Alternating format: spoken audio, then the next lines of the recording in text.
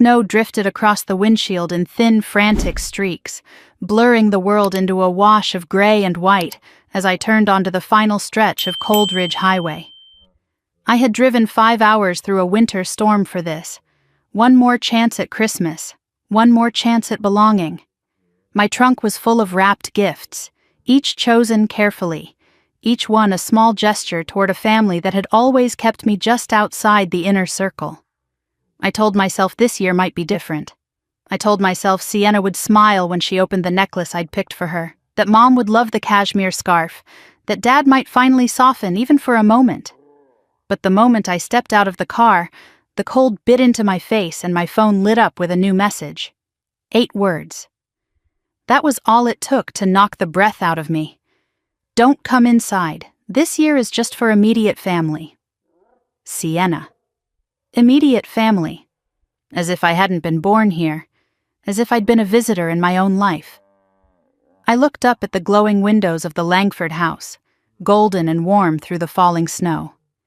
The dining room was bright, the long table already set. I could see silhouettes moving inside, my mom smoothing the table runner, my dad adjusting his tie, Sienna brushing a hand through her perfect hair. And right at my old seat, the one I'd taken every Christmas for nearly 2 decades, I saw a man leaning back in the chair like he belonged there. Elias Monroe, her fiancé. My spot, the space that had always been mine, was gone, replaced without hesitation. I tightened my grip on my keys. The snow fell harder. My breath turned to ice in the air. And somewhere between the headlights and the cold and that one text message, something inside me cracked clean through. I didn't move for a long moment. The storm howled softly around me, whispering in the way winter sometimes does when it knows you're hanging by a thread. My boots sank into the powder as I took a few slow steps toward the porch, then stopped again. Through the dining room window, I watched my family like a stranger watching a staged play. Dad lifted a glass, shoulders stiff with pride. Mom hovered close to him, smiling too brightly. And Sienna, radiant and soft in a cream sweater, laughed at something Elias murmured in her ear. They looked perfect, like the town's postcard version of a family Christmas, a picture that didn't have space for me. My phone vibrated again, a second message from Sienna. Please don't make this weird. We promised Elias's parents it would be intimate. Intimate? A word so sharp it might as well have been a blade. I stood there in the swirling snow, my fingers numb, watching the people who once called me theirs gather around a table I had helped set every year growing up. The kind of table where we'd placed gingerbread cookies when I was little, the kind where I learned how to fold napkins just like Mom liked. None of that mattered tonight. I wasn't needed. I wasn't even wanted. A wave of humiliation rolled through me, thick, hot, and dizzying. I felt it rise from my stomach to my throat, a burn I couldn't swallow down. For years, I had been the responsible one, the level-headed one, the one who sent birthday cards early and remembered anniversaries and always tried, to keep the family connected. But Sienna was the one who shone brighter, the one who fit the image, the one Mom and Dad always instinctively moved toward like plants leaning into sunlight. The headlights of a passing truck broke the moment. I blinked hard, grounding myself, and looked away from the window. I turned toward my car and reached for the door handle, only for another sound to pull my attention back toward the house. A faint clink, crystal against crystal, a toast. Dad's voice carried across the yard even through the storm, confident, proud, the tone he reserved for celebrations. I had never heard him use it for me. My throat tightened. I slid into the driver's seat and let the silence wash over me. The gifts lay in the back, wrapped with care, ribboned and labeled. For a moment, the scent of peppermint and pine filled the car from the candle I'd bought earlier in the day. Everything was ready for a holiday that no longer existed. A Christmas that had excluded me before I even reached the driveway. I gripped the steering wheel and stared straight ahead. Snowflakes melted on the windshield, leaving streaks that caught the streetlight in fractured patterns. I didn't notice I'd started to shake until a sob rose uninvited, and I had to clamp a hand over my mouth. I didn't want to cry. I didn't want them to have that power. But the pain was sharp and immediate, the kind that punctures rather than bruises. For a moment, I let myself remember what holidays used to feel like. The cinnamon rolls Mom baked every Christmas morning, the way Dad used to help us carve jokes into the gingerbread cookies, Sienna and I making snow angels in the backyard. But those memories felt borrowed now, like they belonged to someone else, a girl who once believed she belonged in a family that was slowly pushing her out. A soft buzz broke the silence. A notification lit up on the console. Another message, but not from Sienna. Rachel Porter, my co-worker. Her text flashed across the screen. The Crestwell Capital file. You were right. Call me Monday. I stared at it, confused. Crestwell Capital. The same company Elias worked for. I'd flagged discrepancies months ago, transactions that didn't add up, numbers too polished to be real.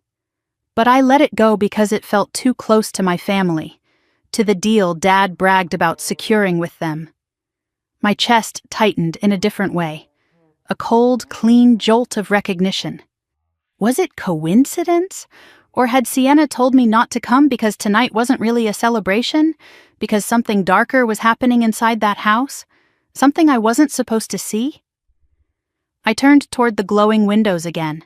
The room was bright, almost too bright, as if they were all performing for someone. Dad raised a glass. Sienna leaned into Elias. Mom's posture was perfect, every movement careful.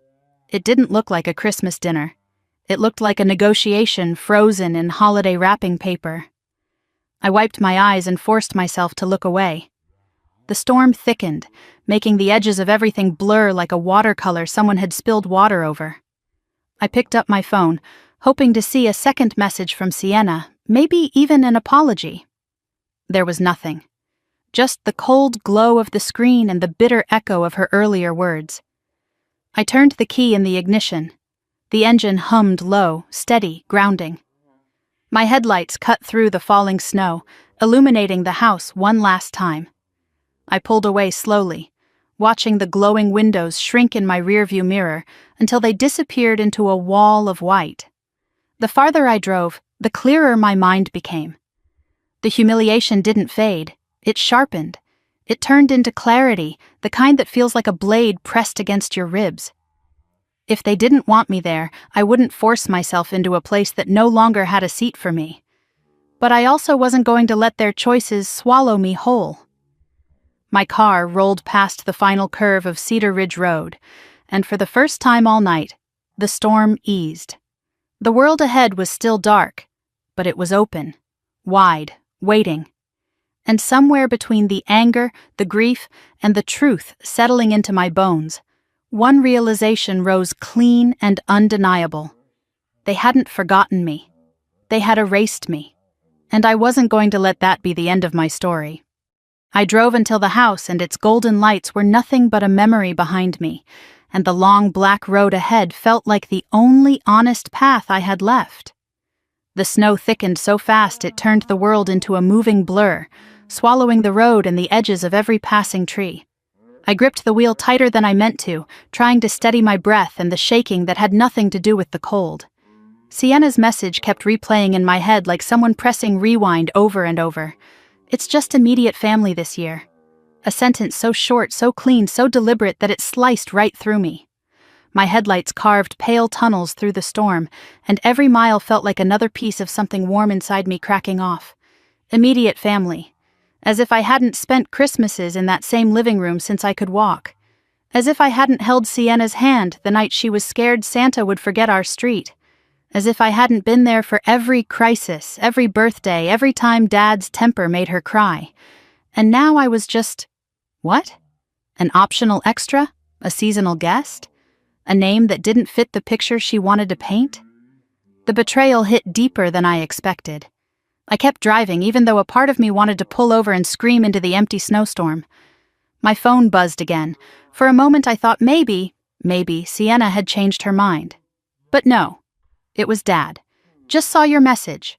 Roads are bad. Stay safe tonight. Stay safe. No invitation, no apology, no... Why aren't you here? Just stay safe.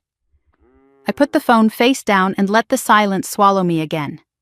Mini hook. I didn't know yet that the next message I'd read that night would change everything. By the time I crossed the county line, the snow had shifted from harsh flakes to a kind of soft, floating mist, like the storm had exhausted itself all at once. I slowed down as the familiar lights of Coldridge appeared through the haze. A normal person might have driven home, crawled into bed, wrapped themselves in blankets, and avoided thinking about family for the rest of the night. But I wasn't built that way. Pain didn't make me retreat. It made me sharpen. And I wanted answers. Instead of turning toward my apartment, I pulled into a dimly lit gas station. The place was dead quiet, just a single pickup truck idling at the far pump with no driver in sight. I parked under a flickering light and let the silence settle for a moment. Then I picked up my phone. The lock screen glowed with notifications, none from Sienna, none from Dad. But there was one from an unknown number. I frowned and tapped it open. You don't know what you're walking into. I stared at the words, my pulse spiking. It felt like ice water poured down my back. The message had been sent 20 minutes earlier, right after Sienna told me to stay away. Who was this? What did they know? What was I walking into? The gas station heater hummed softly behind me, but I barely heard it. With my fingers cold and trembling, I opened my laptop. I didn't know what I was looking for at first. Something to anchor myself, or maybe something to distract me from the ache in my chest. Instead, I found the spark. I logged into the internal compliance database, more out of habit than intent. It was supposed to be a quick glance, a routine check. But when my dashboard loaded, the first thing I saw made my stomach drop. A flagged alert, something I hadn't seen before. Vendor variance detected. Crestwell Consulting. Discrepancy exceeds threshold. I blinked. Crestwell. My family's miracle partner. The same financial group Dad had bragged about for months. The same one Sienna's fiancé Elias worked for. The same one I'd already had a bad feeling about but kept to myself to avoid another family fight. I clicked the alert. A cluster of invoices appeared, consulting fees, vendor contracts, restructuring payments. The numbers looked off. Too clean, too symmetrical, like someone had smoothed them down so well they no longer looked real. My breath caught. Someone had manipulated these, and not subtly. For a few seconds, all I could hear was the soft rattle of sleet on the car roof. Then I opened the oldest file and scrolled to the signatures. My heart stopped. 2 signatures sat at the bottom, Elias Ford, Marcus Langford, Dad and Elias, together. Except, Dad never signed anything electronically. He hated digital approvals. He refused to use DocuSign, always insisting on pen and paper. So this signature, this perfect digital copy of his name. This is fake, I whispered. The realization hit so fast I physically jerked. Someone had forged Dad's signature on a Crestwell contract, and whoever did it wanted Langford development tied to whatever Crestwell was doing. But why? A noise startled me. Boots crunching outside my car door. I snapped my head up, heart in my throat. The pickup truck engine had shut off. A tall figure was walking toward the small convenience store. Just a stranger. Just a man buying drinks. My pulse steadied. Mini hook. For a moment I wondered if I was losing my mind. But then the next file loaded, and everything got worse. I clicked another invoice. More discrepancies, more perfect forged signatures, more money flowing through Crestwell to dummy vendors, shell companies with names so generic they screamed fraud, Norcrest Advisors, Redwood Strategy Group, Enterprise One. I checked the addresses. 2 didn't exist. 1 belonged to a mailbox inside a UPS store. Someone at Crestwell had built a full laundering network, and they were using my father's company as a funnel. I leaned back in the seat, breath tight. How did Dad not see this? How did Sienna never question what her fiancé did for a living? How was I the only one seeing the cracks in the perfect image my family worshipped? The pain of being excluded from Christmas dinner was still raw, but something else rose above it now, something sharper, more urgent. They didn't leave me out because they forgot me. They left me out because something was happening behind those glowing windows that I wasn't supposed to see. My phone buzzed again. Unknown number. You should have stayed away. My stomach twisted. I typed back before I could stop myself. Who is this? No answer. I tried calling the number. Voicemail. No name. No clue. The message could have been a prank. Or a warning. Or worse. Someone inside Crestwell realizing I was sniffing too close to the truth. I stared at the snow collecting on the windshield. If someone was watching me, I couldn't see them. But the pickup truck was still parked.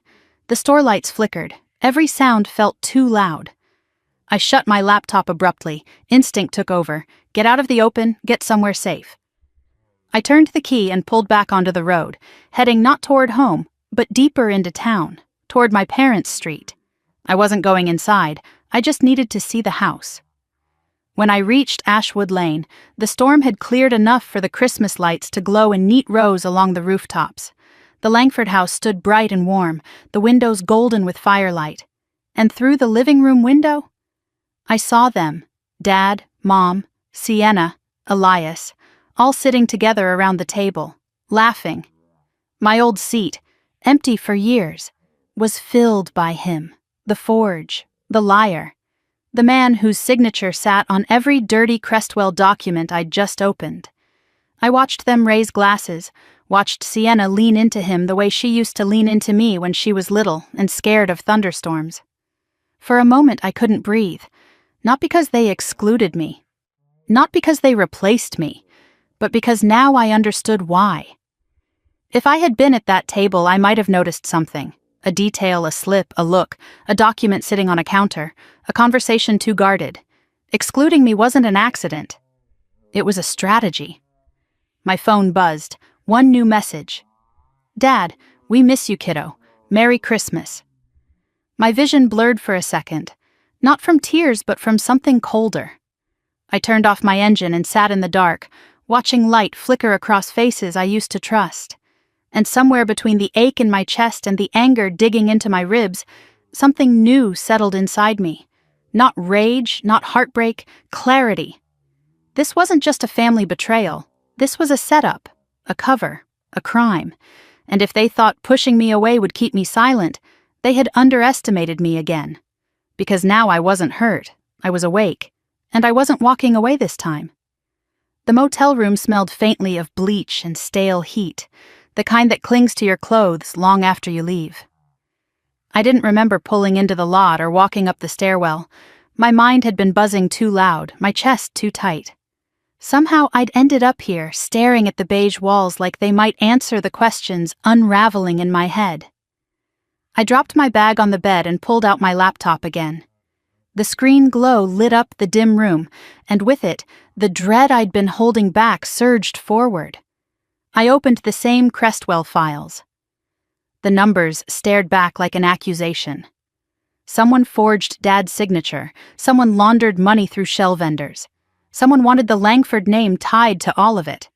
And that someone was close enough to be sitting at my family's Christmas dinner. I took a shaky breath and opened a fresh document. Something I never created unless I sensed danger. A risk log. I typed the first line.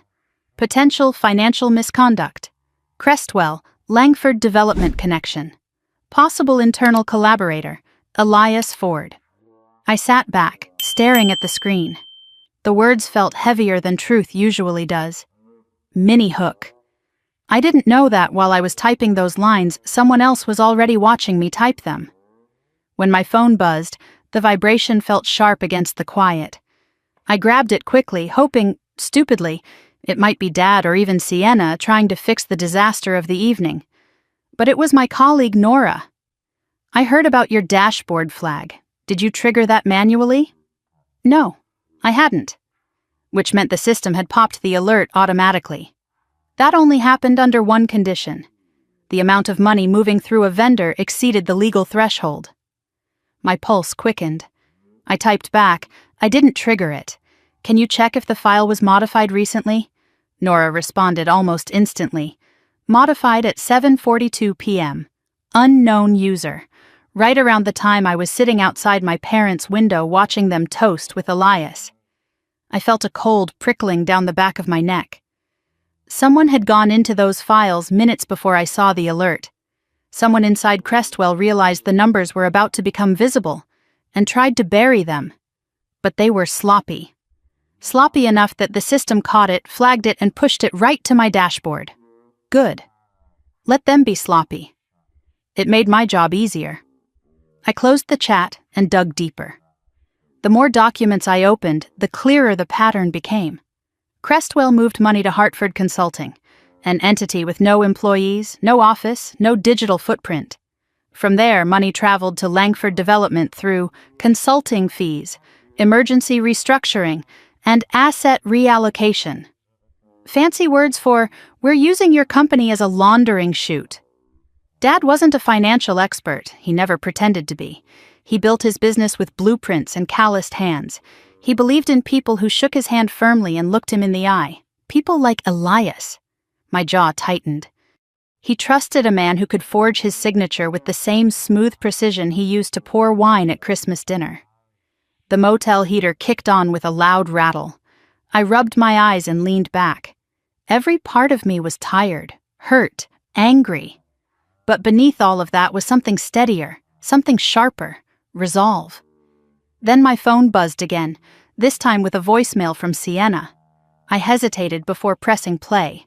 Her voice came through shaky, hushed, panicked. "Where are you? Why didn't you come home? Elias said you left because you were upset. Mom's worried. Call back."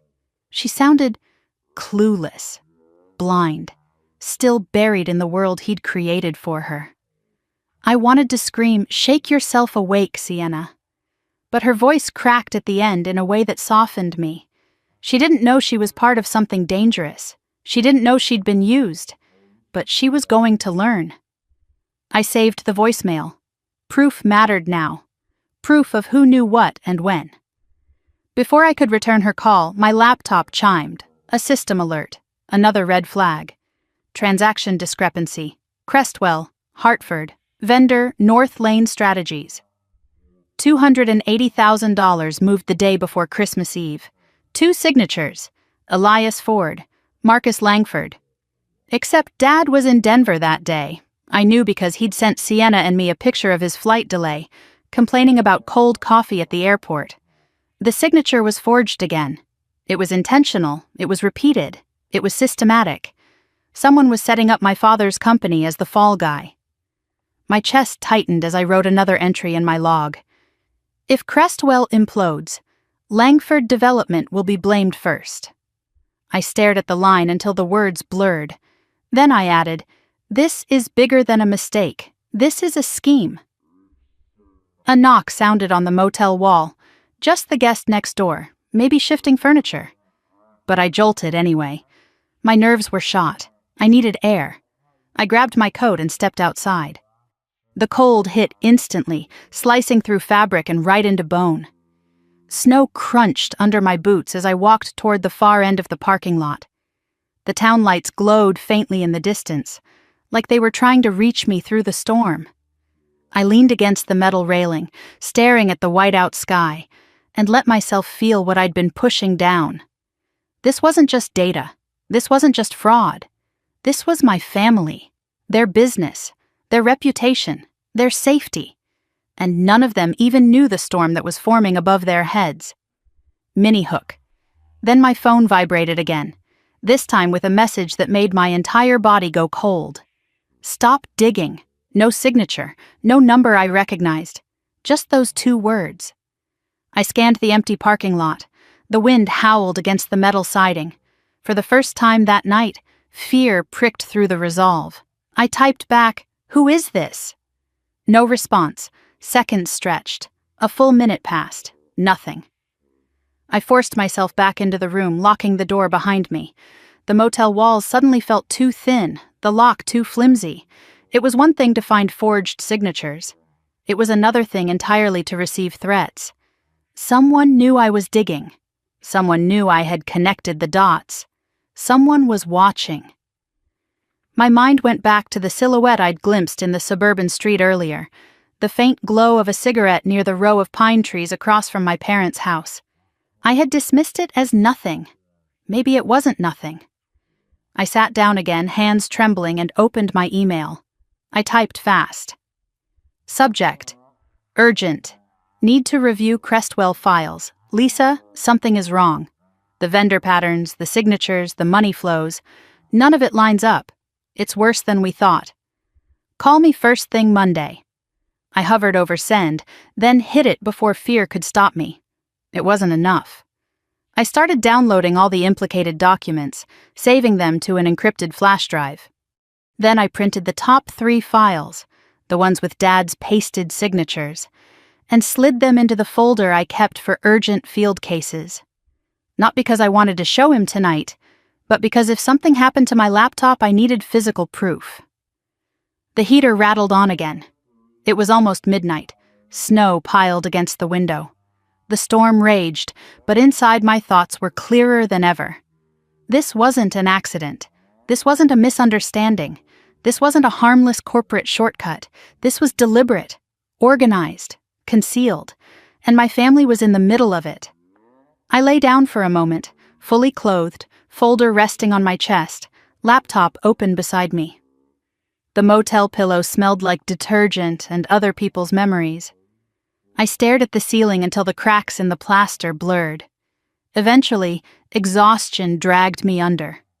But the resolve stayed wide awake, because I knew what tomorrow demanded. I had to confront them, not with anger, not with tears, but with truth. And when the truth hit the Langford house, Christmas would never look the same again. Morning came too fast, a thin gray line slipping through the motel curtains and dragging me awake long before my body was ready. I sat up, still wearing yesterday's clothes, the folder of printed files resting on the nightstand like a silent witness. My neck ached, my eyes burned, and my mind snapped back into motion before I even swallowed my first breath. Today, I wasn't running from the truth. I was walking straight into it. I splashed cold water on my face in the tiny motel bathroom, brushed my hair into something passable, grabbed my laptop, and headed out. A thin layer of snow covered my car, clean and untouched. No footprints near it. That was good. Or maybe bad. I couldn't tell anymore. The road into downtown Denver was nearly empty. Christmas morning always made the city look abandoned, like a set after the actors had left.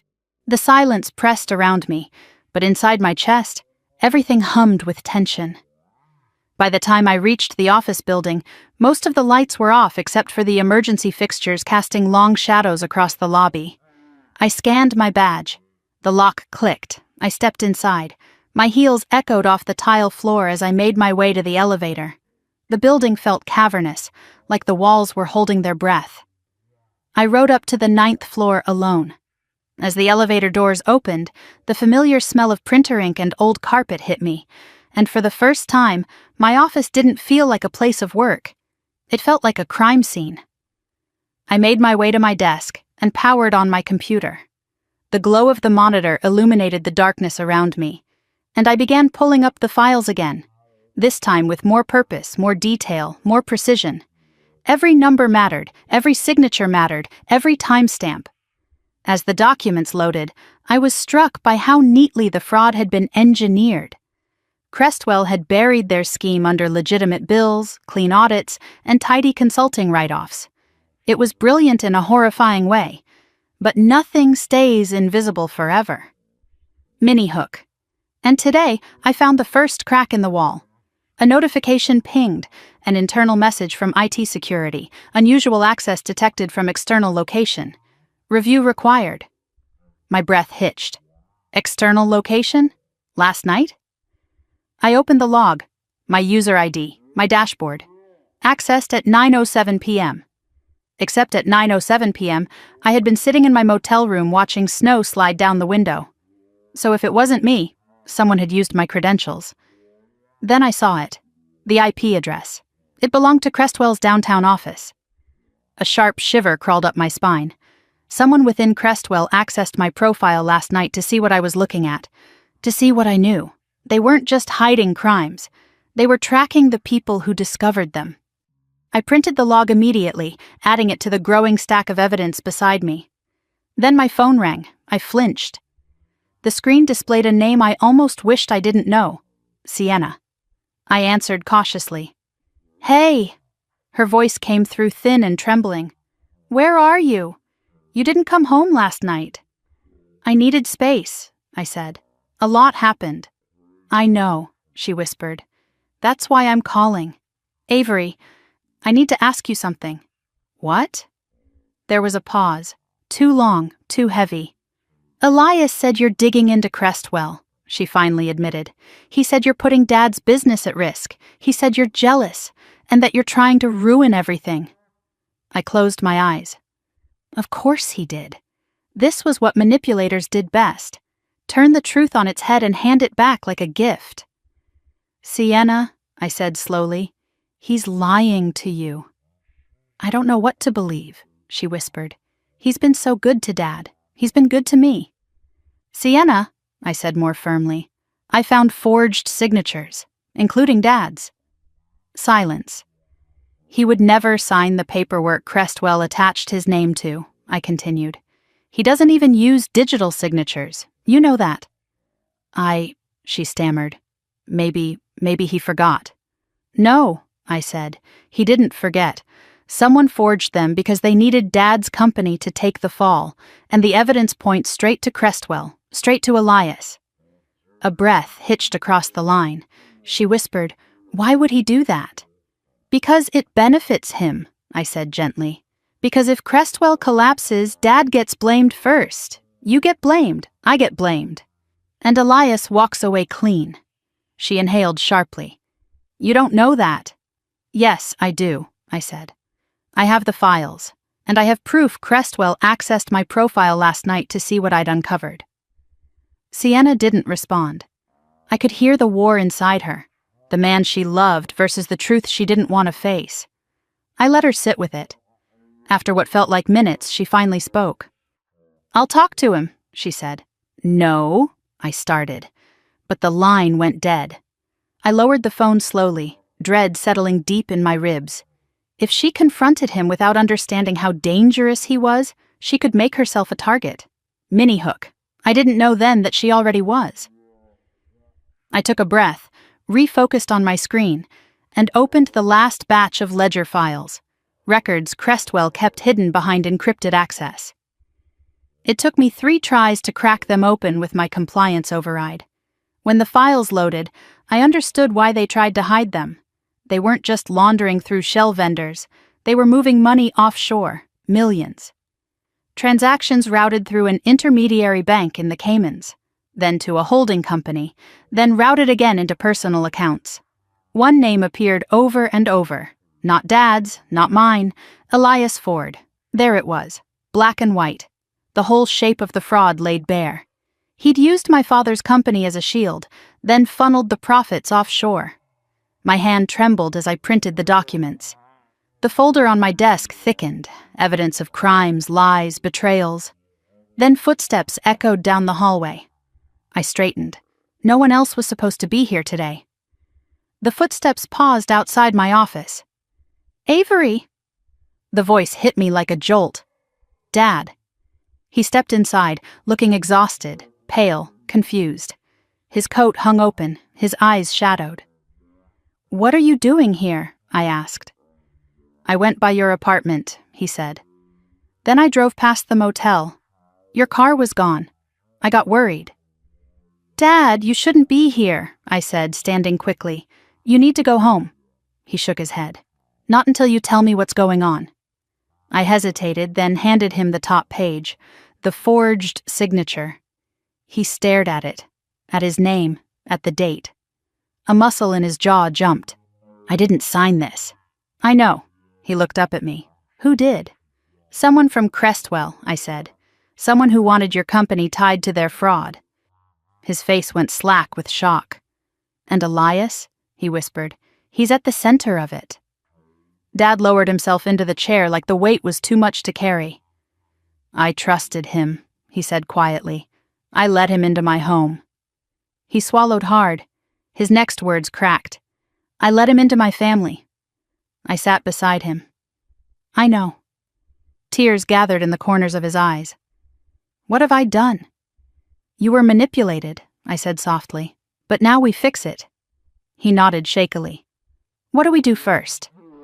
Tell the truth, I said, to the people who can stop this. Before we could say anything else, my phone buzzed loudly on the desk. Unknown number. I stared at it, then answered. A male voice spoke on the other end, calm, cold, familiar. You're making a mistake. My blood ran cold. Elias. Dad stiffened. You shouldn't be at the office, Elias continued. That's dangerous. People might misunderstand your intentions. My voice hardened. I understand more than you think. A pause, the sound of a quiet breath. Avery, stop this, he said, before it's too late. Too late for who? I asked. For all of you. The line went dead. I stared at the phone, heart racing. Dad's voice was barely above a whisper. What did he say? He knows where we are. Mini hook. And then, I heard it. The elevator ding, light footsteps, a shadow crossing the frosted glass of the hallway. Someone was here, someone who shouldn't be. Dad stood, eyes wide, ready to protect me. I grabbed the folder of documents and whispered, We need to leave. Now. And as we stepped into the hallway, I realized something chilling. The elevator was still open, and the air smelled faintly like cologne. His cologne. The sky over Denver was still dim when I left my apartment the next morning, the clouds hanging low like thick gray wool. The city felt muted, the streets quiet under a thin crust of overnight snow. I held the USB drive in my coat pocket the entire walk from the building to my car, gripping it so tightly my fingers ached. It felt like carrying a secret that had weight, like a stone I couldn't set down. I drove with the heater on high, windows fogged at the corners, trying to steady the sound of my own heartbeat. By the time I reached the attorney's office downtown, the sun had barely crawled above the skyline. The building was tall and modern, its glass facade reflecting the gloomy weather back at itself. I parked in the underground garage, took a deep breath, and headed inside.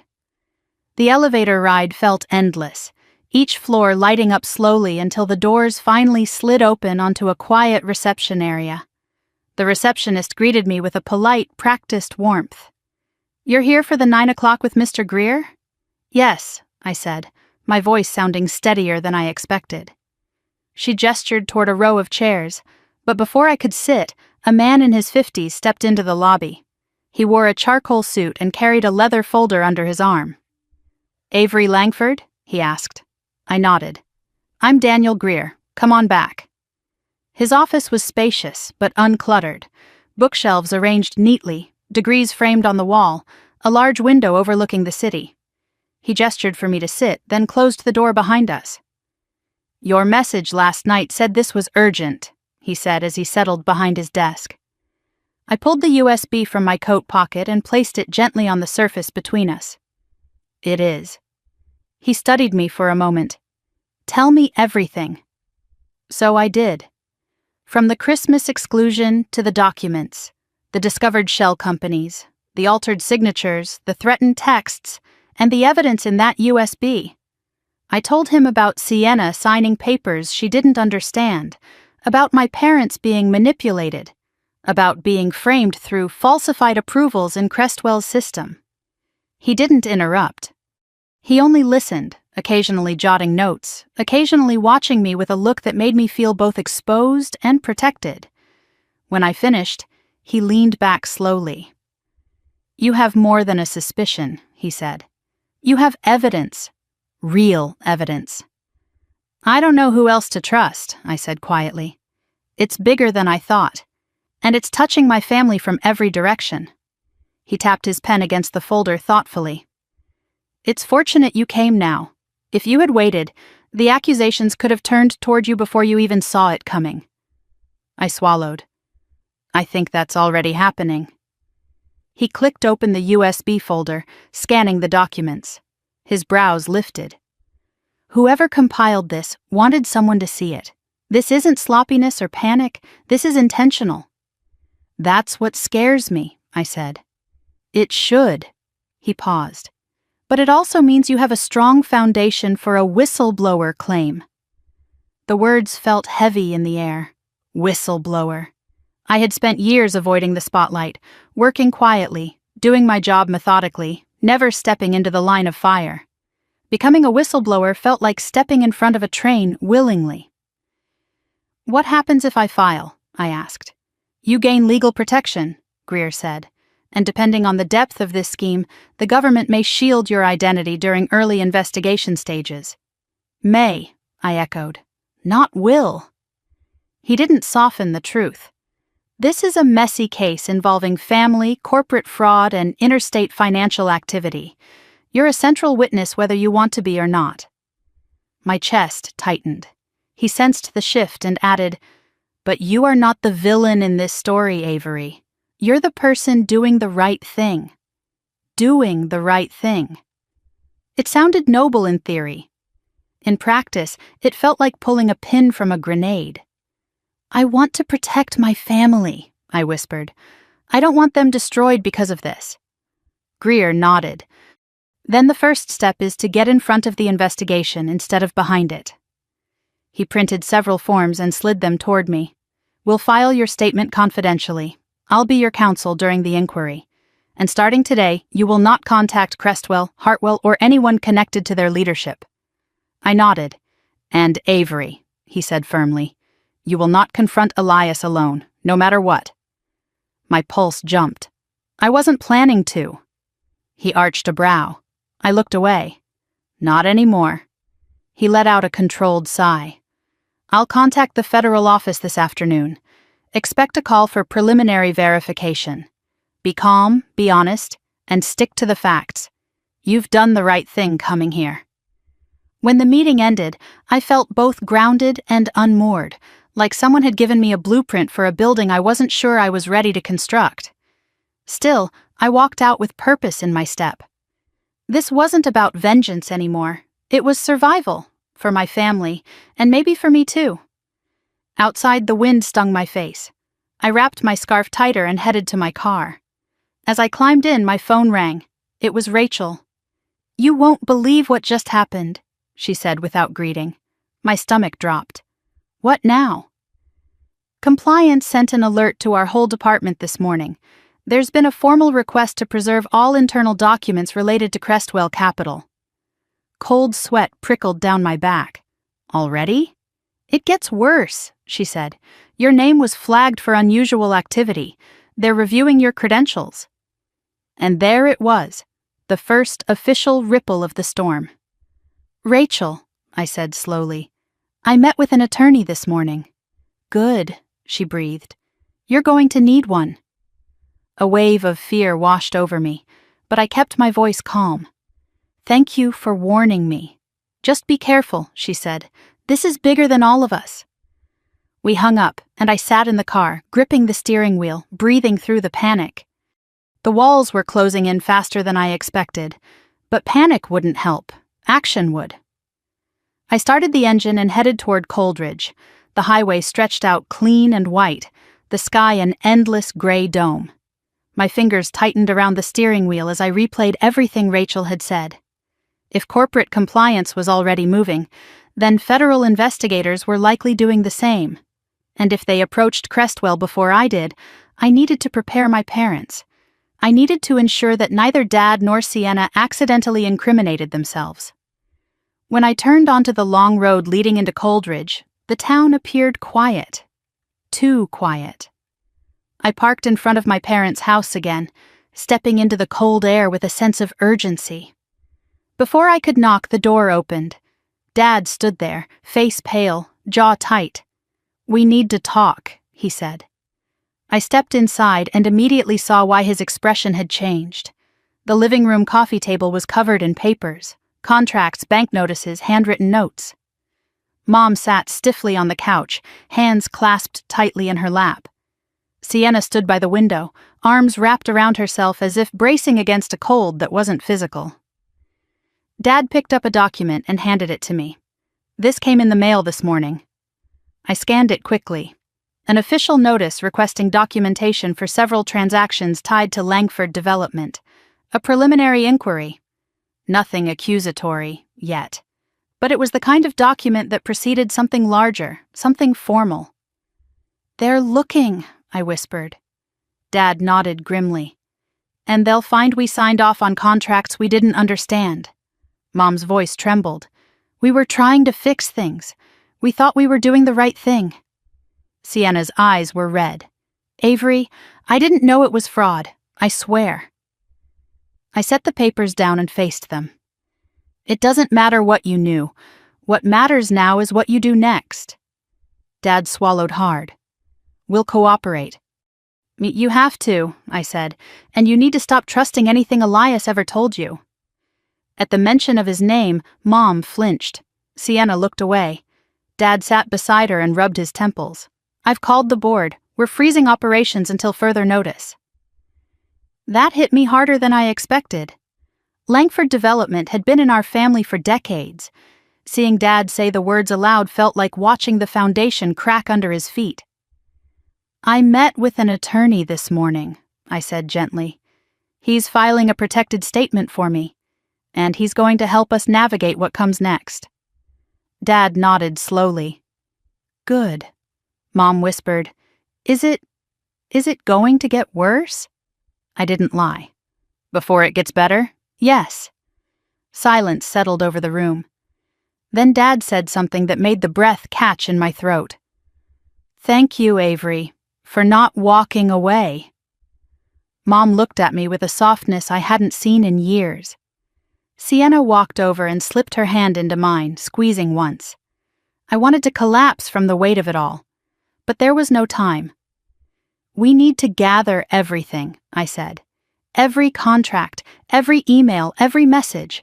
The investigators will want it." Dad nodded and stood. "Then let's start." We spent the next 2 hours sorting through documents, old contracts, new ones, notices from Crestwell, email printouts, handwritten memos. The more we found, the more the picture clarified. Elias hadn't just manipulated them. He had used them as shields, as human camouflage for his operation, and he'd positioned them perfectly to take the fall when the walls finally closed in. When we reached a stack of documents tied to Hartwell, Mom froze. "I remember this," she whispered. "He asked me to sign something when your father wasn't home. He said it was a formality." Dad's fists clenched. "And you didn't tell me?" "He said it was confidential," she said softly. "He said he didn't want to worry you." He looked away, pain creasing his forehead. I touched Mom's hand. "It's not your fault. He knew what he was doing." Mom looked like she might break, but she didn't. She squared her shoulders instead. "How long do we have?" she asked. "Not long," I said.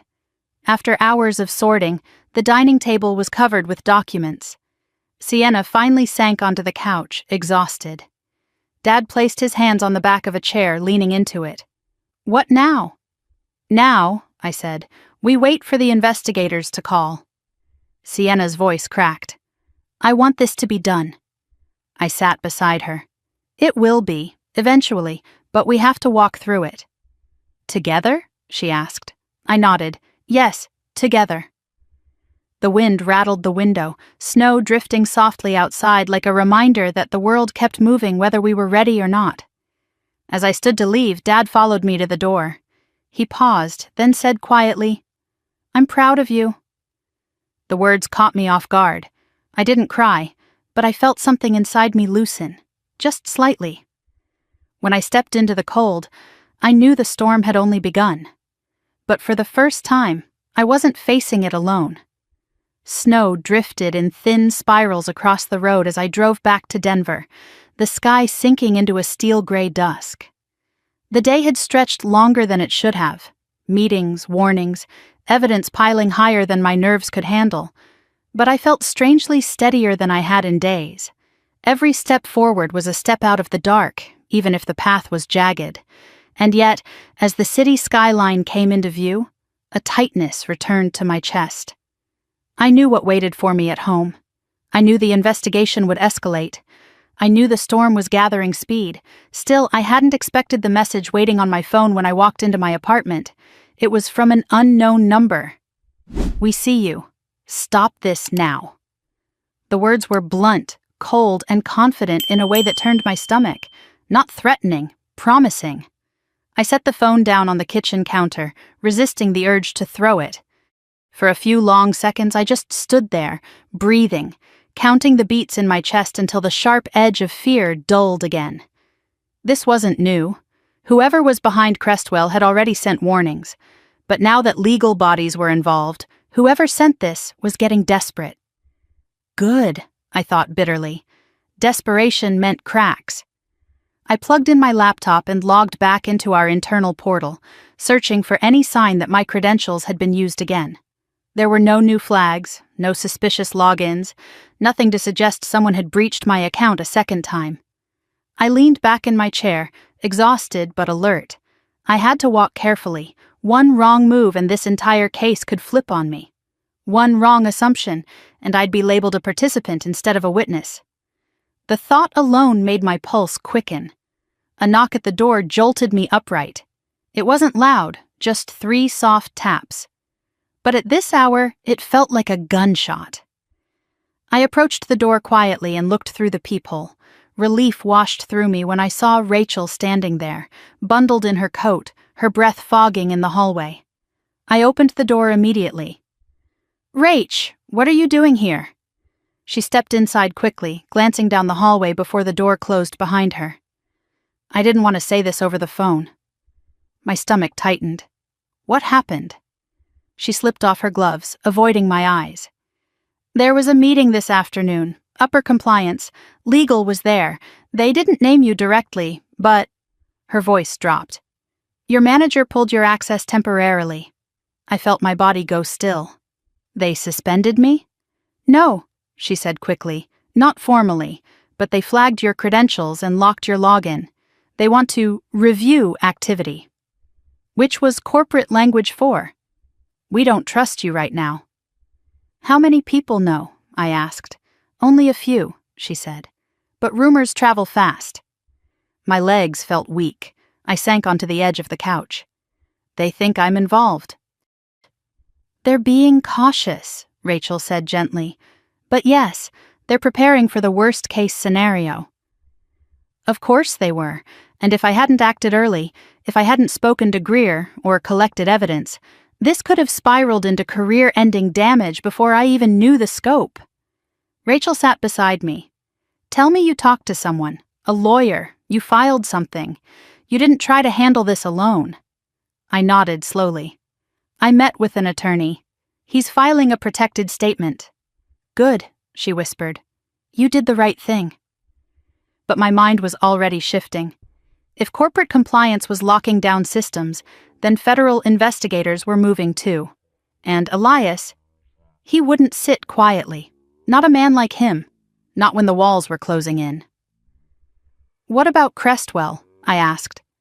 "Have they responded to the inquiry?" Rachel shook her head. "Not publicly, but they're pretending nothing is wrong. And their CEO?" She hesitated. "What about him?" "He's been unreachable since this morning." A chill slid through me. Unreachable how? No calls, no emails, no statements, nothing. He disappeared. I thought of Elias, the way he'd eased into our family, the way he'd smiled across my parents' dinner table, the way he'd encouraged them to trust him. And now Crestwell's leadership was going dark. I stood abruptly. "We need to find him." "No," Rachel said immediately. "Avery, let investigators do that." "He's the key," I said. "He's the one who looped my family in. He's the reason compliance is targeting me. And he's the one who can bury us all if he isn't stopped." Rachel grabbed my arm, her grip firm. "You are not confronting him. I'm serious." I pulled free gently. "I'll be careful." That's what people say right before they disappear. I forced a small breath. "I won't disappear." She shook her head again, fear creeping into her eyes. "Let the process work, Avery. Let legal handle him." But legal didn't know my family. Legal didn't know the ways Elias moved, the way he chose his targets. Legal didn't know the kind of man he was beneath all the charm. I did. When Rachel finally left, I locked the door behind her and leaned against it, eyes closed. The apartment was quiet. Too quiet. My thoughts hummed loudly in the silence. I turned toward my laptop again, this time opening the secure drive where I'd saved the USB contents. There had to be something there, something that could tell me where Elias went, or what Crestwell was planning. I clicked into the Hartwell folder again. One file stood out, Hartwell Vendor, timestamplog.pdf. I hadn't looked at it earlier. It was a long list of document submissions tied to the shell company. I scrolled. Most entries were from Crestwell employees, but one series of timestamps was different, clumped together around a single week 2 months ago. Entries full of errors and corrections. Entries with signatures that didn't match. Entries that had been forced into the system using override codes only a senior executive could access. Override codes. I froze. There was a name connected to the override request. Not Elias, another executive, someone higher, someone I didn't recognize immediately. I opened a second tab and looked him up. My blood ran cold. He was Crestwell's CFO, and he had resigned suddenly 3 weeks ago, citing health reasons. But the news articles now called it mysterious circumstances. A chill crept up my spine. Elias wasn't working alone. There was someone above him, someone running the financial architecture of the fraud. I closed the laptop slowly. This wasn't just a family scandal. It wasn't just my sister's fiancé being shady. This was organized, coordinated, a professional laundering pipeline. And for reasons I didn't yet understand, they had pulled Langford Development into it. My phone buzzed again. Another message. New number this time. You're making noise. That's dangerous. I stared at the words, my breath shallow. This wasn't the same tone as before. This was restrained, cold, strategic. Someone was monitoring my moves in real time. I blocked the number, took a screenshot for evidence, and shut off my phone completely.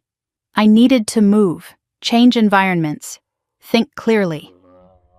So I grabbed my coat, my laptop, and the folder of printed documents I had collected from my parents' house. I headed downstairs to the car, scanning the garage instinctively. A black SUV was parked 2 spaces away. I knew it didn't belong to anyone in my building, and the engine was running. My pulse spiked. I walked calmly to my car, turned on the engine, drove out. I didn't look back until I was at the exit ramp. The SUV followed for 2 seconds, then turned the opposite direction. I didn't know if it meant anything. Maybe it was coincidence. Maybe not.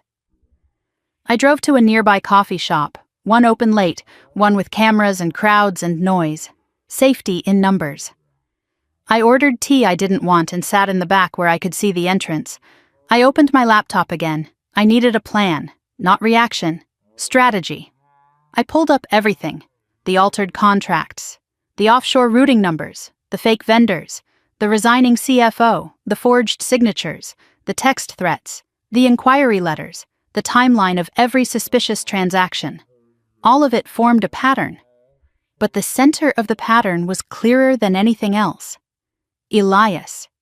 He wasn't the mastermind, but he was the bridge, the connection, the one who had pulled a vulnerable family into a fraud they didn't understand. My family. And if I didn't act fast, investigators would reach them first, and they would be unprotected. I dialed Mom from a secure call app. She answered immediately, voice trembling.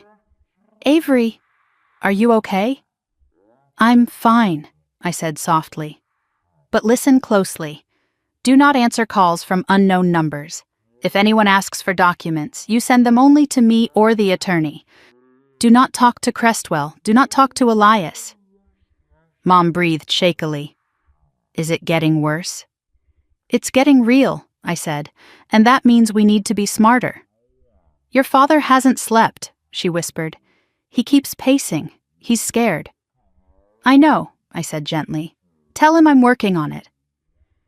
Before she could respond, I saw someone enter the coffee shop, head down, scarf pulled high over his jaw.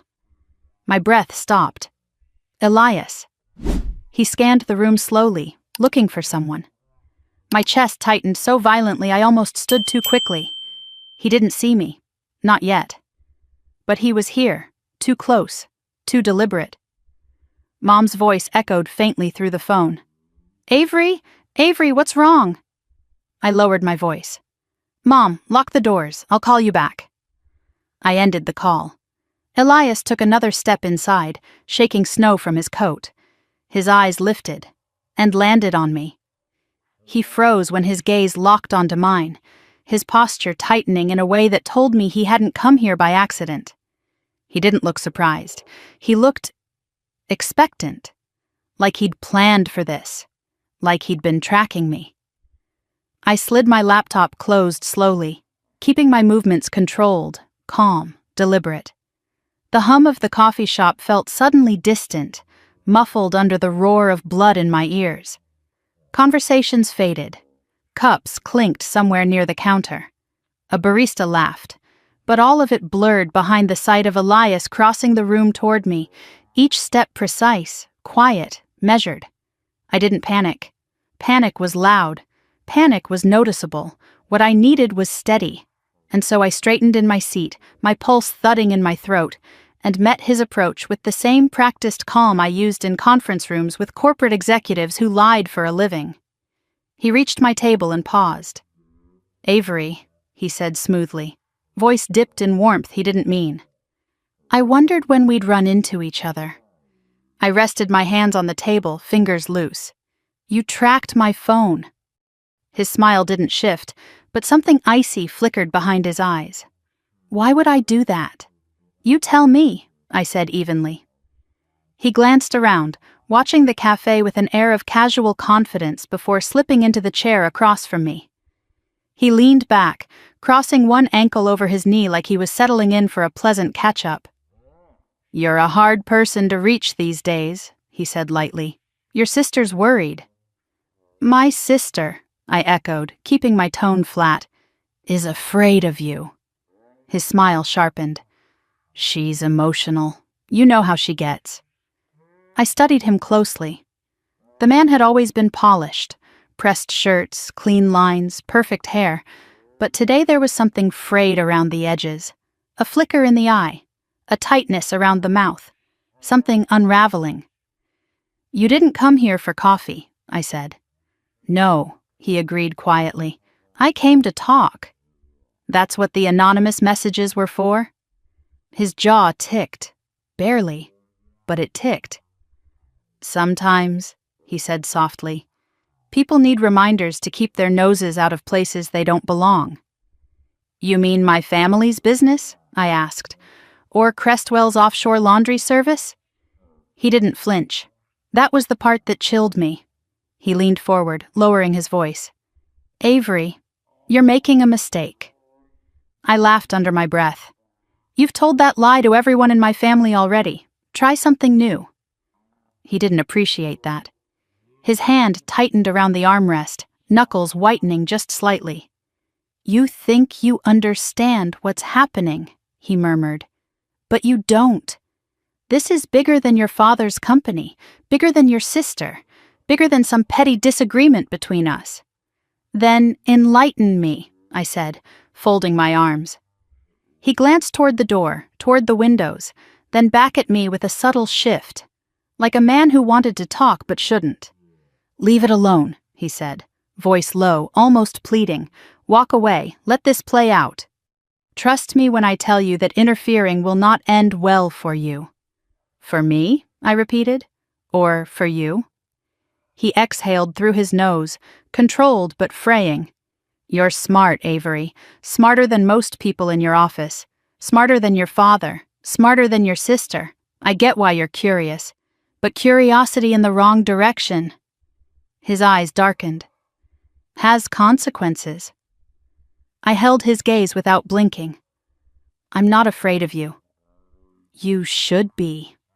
His words hung in the air, heavy and quiet and without theatrics. It wasn't a threat. It was a statement of fact. a man telling me exactly how the world worked in the circles he moved in. I inhaled, steadying myself. "You used my family," I said softly. "You made them sign fraudulent contracts. You dragged them into your mess." "They needed help," he countered, shrugging lightly. "They were desperate. I offered a solution. If your father had managed his company better, none of this would have been necessary." "And forging signatures?" I asked. "Changing dates? Creating shell vendors? Was that necessary too?" His eyes flickered once, only once. "People make mistakes," he said. "And some people commit crimes," I replied. The corner of his mouth twitched. "You think you found something big. You think you've connected dots no one else has connected." He leaned in, lowering his voice further. "But you don't have the full picture. And if you keep pushing, you're going to expose things that can't be buried again." "And that scares you," I said quietly. His smile faded. "What scares me is that I can't protect Sienna if you drag her into this." My chest tightened. "You never protected her." He leaned back again. "She signed documents. Her name is on approvals. You think investigators will care that she didn't understand how the financial system works? Ignorance doesn't absolve liability." My pulse spiked. He saw it, and he smiled. "That's what I thought," he murmured. For a moment, anger flared so sharp it nearly choked me. But anger wasn't useful here. So I swallowed it and asked the only question that mattered. "Where's Crestwell's CFO?" His face stilled. "You know," I continued, "the one who resigned suddenly. The one who executed override codes on your fake vendor invoices." He didn't blink, didn't look away. But something deep in him recoiled, just for a second. "You're in deeper than I thought," he said quietly. Then, almost as if remembering where he was, he stood. Calmly, smoothly, like nothing had happened. "I'll give you one more chance," he said. "Stop now." "And if I don't?" I asked. He slipped his coat back on, adjusting the collar with slow precision. "Then whatever happens next is on you." He moved toward the door. I stayed seated, watching him walk into the swirling snow. The wind whipped around him, lifting the edges of his coat. He didn't look back. I didn't breathe until he was gone. The barista called out another order. Someone laughed in the corner.